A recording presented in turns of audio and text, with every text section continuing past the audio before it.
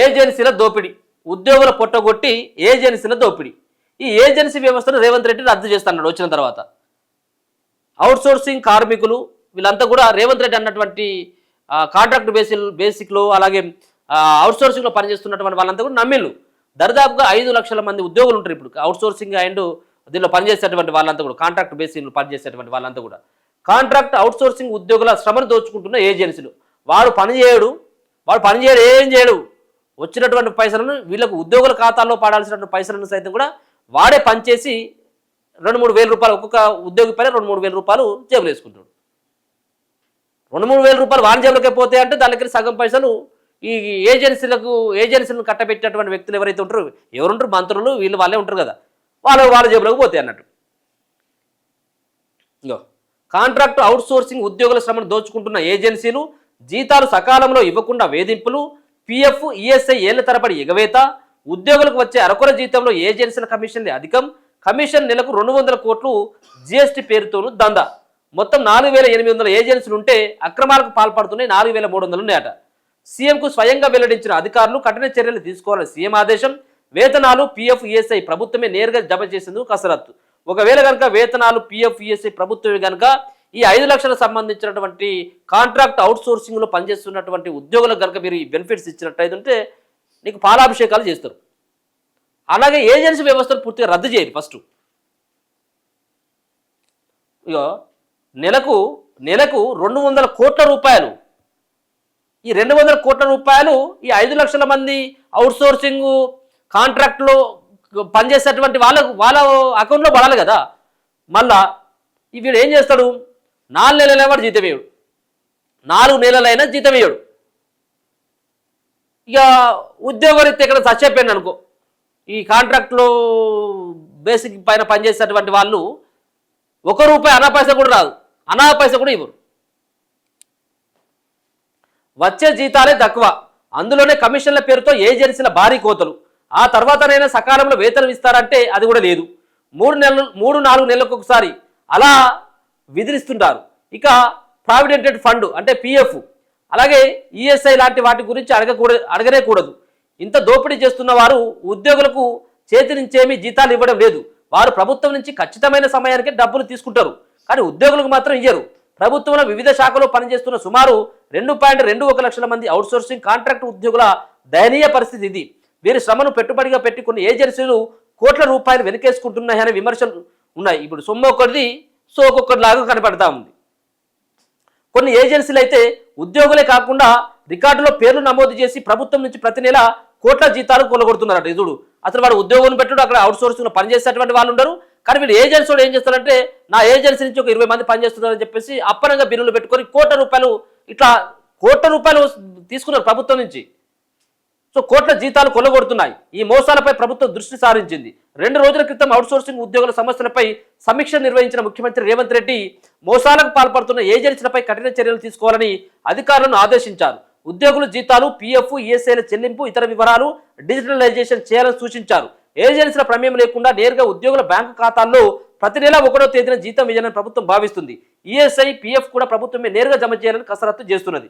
ఇది paper statement వరకు కాకుండా మీరు పూర్తి స్థాయిలో ఇంప్లిమెంట్ చేసినట్టయితే రేవంత్ రెడ్డి గారు ఇది ఒక మంచి ప్రయత్నం మీరు చేసినటువంటి వాళ్ళు అవుతారు. ఆ కుటుంబాలు కూడా వాళ్ళొక గౌరవంగా బతుకుతారు. 4-5 నెలల జీతాలు అందక 6 నెలల జీతాలు అందక ఆత్మహత్యలు చేసుకున్నటువంటి అవుట్సోర్సింగ్ ఉద్యోగస్తులు ఎంతోమంది నేనే దాదాపు ఒక 5-6 వార్తలు చదివిన. 5-6 వార్తలు నేనే చదివిన. జీతాలు రాక, కుటుంబాన్ని పోషించగా, పొరగాళ్ళ బడి ఫీజులు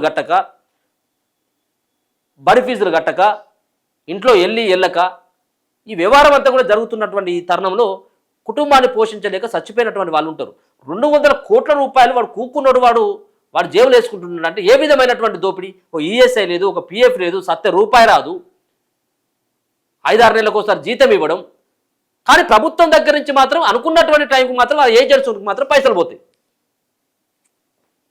అడుగడుగున మోసాలే. రాష్ట్రంలో 4800 ఉద్యోగ ఏజెన్సీలు ఉన్నాయట. అందులో 4300 ఏజెన్సీలు ఉద్యోగుల శ్రమను దోపిడీ చేస్తున్నాయని అధికారులు స్వయంగా సీఎంకు వివరించారు. 4800 ఏజెన్సీలు ఉంటే 4300 ఏజెన్సీలు మొత్తం దొంగలే తయారయ్యారట. ఒక అవుట్సోర్సింగ్ ఉద్యోగికి 21,500 జీతం ఉంటే 13,500 మాత్రమే చెల్లిస్తూ మిగిలిన మొత్తాన్ని కమిషన్ల రూపంలో ఏజెన్సీలు నొక్కేస్తున్నాయని ఫిర్యాదు. అబ్బా, ఎంత దారుణం చూడండి. 21,500 జీతం ఉంటే 13,500 జీతం ఉద్యోగికి ఇచ్చి ఎంత ఎంత దరిదాపుగా 13 అంటే 8 అంతే కదా, 8,000 వాడు దోపిడీ చేస్తూ ఉన్నాడు. ఒక ఉద్యోగి పైన ఏజెన్సోడు 8,000 రూపాయలు కూకొని వాడు జేబులు వేసుకుంటా ఉన్నాడు. ఇంత దారుణంగా ఉంటే ఆ కుటుంబాలు ఎట్లా బతుకుతాయి, వాళ్ళ కుటుంబాన్ని ఏ విధంగా పోషించుకుంటారు? తాండూరు జిల్లా ఆసుపత్రిలో పనిచేస్తున్న మహిళా ఉద్యోగికి ఏజెన్సీ పిఎఫ్ బకాయిలు చెల్లించకపోవడంతో ఆమె ఇటీవల ఆత్మహత్య చేసింది. యాదాద్రి వైద్య కళాశాలలో పనిచేస్తున్న 60 మంది అవుట్సోర్సింగ్ ఉద్యోగులకు 4 నెలల నుంచి ఈఎస్ఐ పిఎఫ్ చెల్లించడం లేదని ఫిర్యాదులు వచ్చినాయి. కామారెడ్డి జిల్లా లింగంపేట మైనార్టీ రెసిడెన్షియల్ స్కూల్లో విశ్వముఖ అవుట్సోర్సింగ్ ఏజెన్సీ ద్వారా 10 మంది పనిచేస్తున్నారు. ఒక ఉద్యోగికి పిఎఫ్ కింద 2025 ఆగస్టు నుంచి ఈ ఏడాది మే వరకు 18,000 చెల్లించాల్సి ఉంటే 10,800 మాత్రమే ఏజెన్సీ జమ చేసిందట. ఉద్యోగుల ఫిర్యాదు చేసేందుకు నెల జమ చేయకపోవడంతో పిఎఫ్ సేవలు కోల్పోయామని ఆవేదన వ్యక్తం చేశారు. ఈఎస్ఐ అయితే అసలు కట్టడం లేదట. మేడ్చల్ మల్కాజిగిరి జిల్లా పరిధిలో సైరా సాఫ్ట్వేర్ అనే ఏజెన్సీ తరఫున స్త్రీ శిశు సంక్షేమ శాఖలో పనిచేస్తున్న 7 అవుట్సోర్సింగ్ ఉద్యోగులకు 2019 నుంచి 2023 వరకు ఈఎస్ఐ పిఎఫ్ చెల్లించలేదు. సుమారు 9 లక్షల బకాయిలు చెల్లించకపోయినా ఎవరు కూడా పట్టించుకోలేదట. గింత దోపిడీ అయిన తర్వాత పాపం వాళ్ళు ఎట్లా బతకాలి? జిఎస్టీ పేరుతో దందా. అవుట్సోర్సింగ్ ఉద్యోగులకు 3 విభాగాలుగా విభజించిండు. కేటగిరీ 1 ఉద్యోగికి బేసిక్ వేతనం 15,600. ప్రభుత్వం నుంచి ఏజెన్సీ వచ్చే మొత్తం 13% పిఎఫ్ కింద 2028, ఈఎస్ఐ కింద 3%, 3.25% కింద 507, ఏజెన్సీ కమిషన్ 4% కింద 624 కలిపితే 18,759 అవుతుంది. దీనికి 18% జిఎస్టీ కింద 3,377 కలిపితే ఒక ఉద్యోగికి 22,136 చెల్లిస్తుండగా ఉద్యోగి చేతికి వస్తున్నది 13,611 మాత్రమే. ఇందులో ఉద్యోగి బేసిక్ వేతనం నుంచి కట్ చేసేవి పిఎఫ్ 12%, ఈఎస్ఐ, ప్రొఫెషనల్ ట్యాక్స్ 0.75%, ఒక ఏజెన్సీ ఒక కమిషన్, పిఎఫ్, ఈఎస్ఐ, జిఎస్టీ కలిపి తీసుకుంటున్న మొత్తం 9,425 ఉంది. కేటగిరీ 2 ఉద్యోగి బేసిక్ వేతనం 19,500 కాగా ప్రభుత్వం చెల్లిస్తున్న మొత్తం 26,929. అయితే అతని చేతికి వస్తున్నది మాత్రం 17,404 మాత్రమే. సో ఇట్లా మొత్తం అంతా కూడా ఏజెన్సీలు అంతా కూడా జేబులు నింపుకుంటా ఉన్నాయి. ఏజెన్సీల కమిషన్ నెలకు 200 కోట్ల పైనే. కమిషన్ రూపంలో ఏజెన్సీల ఖాతాల్లో ప్రతి నెల సుమారు 200 కోట్ల జమ అవుతున్నాయి. అయితే అత్యధిక శాతం ఏజెన్సీలు ఉద్యోగులకు పిఎఫ్, ఈఎస్ఐ సకాలంలో చెల్లించడం లేదని ఫిర్యాదులు ఉన్నాయి. ఏజెన్సీలో చాలా వరకు ప్రభుత్వ అధికారులు వారి బినామీల కరసాలలో నడుస్తున్నాయని చెబుతున్నారు. దీంతో ఎన్ని అక్రమాలు పాల్పడినా వాటిపై చర్యలు తీసుకురని ఉద్యోగులు ఆరోపిస్తున్నారు.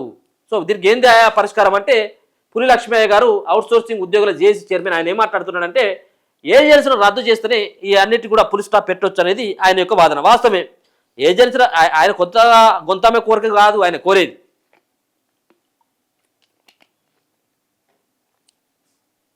మీరు అన్నటువంటి మాటే. రాష్ట్రంలో 89% పైగా ఏజెన్సీలు ఉద్యోగుల జీతాలు సకాలంలో చెల్లించలేదు. ప్రభుత్వం నుంచి నిధులు విడుదల చేసిన పిఎఫ్, ఈఎస్ఐ నెలల తరబడి చెల్లించకపోవడంతో ఉద్యోగులు ఆ ప్రయోజనాలకు దూరం అవుతున్నారు. అక్రమాలకు పాల్పడుతున్న ఏజెన్సీలను రద్దు చేసి నేరుగా ఉద్యోగుల ఖాతాల్లోనే ప్రభుత్వం జమ చేయాలి వేతనాలు. అప్పుడైతేనే ఈ వ్యవస్థ బాగుపడుతుంది, వాళ్ళు పనిచేసేటువంటి వాళ్ళ కుటుంబాలు కూడా సంతోషంగా జీవిస్తాయని చెప్పేసి పులి లక్ష్మయ్య అవుట్సోర్సింగ్ ఉద్యోగుల జేఏసీ చైర్మన్ ఆయన కూడా మాట్లాడుతున్నటువంటి మాట కనబడతా ఉన్నది. ఇంత అధ్వానం చేసుకుంటూ పాపం వాళ్ళ శ్రమని దోపిడీ చేస్తూ వాళ్ళకి జీతాలు ఇవ్వకుండా ఇబ్బందులు పెడతా ఉన్న ఏజెన్సీలు దయచేసి రేవంత్ రెడ్డి గారు ఆలోచించాలి.